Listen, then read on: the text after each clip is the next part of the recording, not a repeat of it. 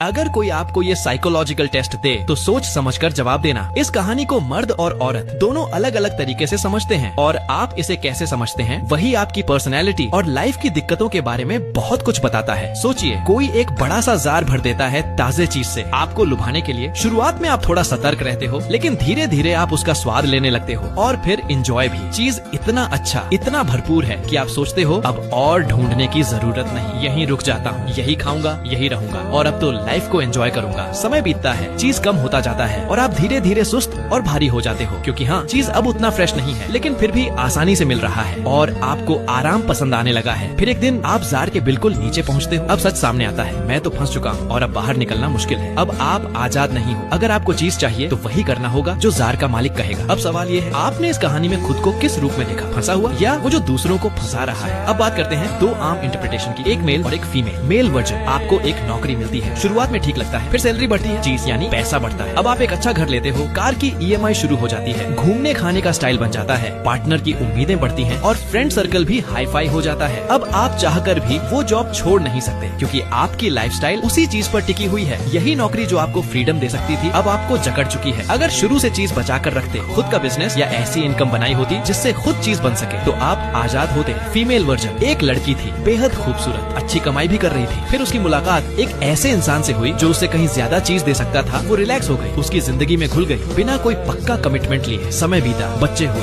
अब वो उस पर डिपेंड हो गई, उसकी चीज कम होती गई। अब उसके पास न तो वही खूबसूरती रही और न ही उतने ऑप्शंस। वो जार में फंस चुकी थी। ये बस दो आम सोचने के तरीके हैं, लेकिन अगर आप ध्यान से देखें तो ये कहानियाँ हमारे आसपास की जिंदगी का हिस्सा है। आप इसे कैसे समझते हैं वही तय करता है आप आगे क्या करने वाले हो।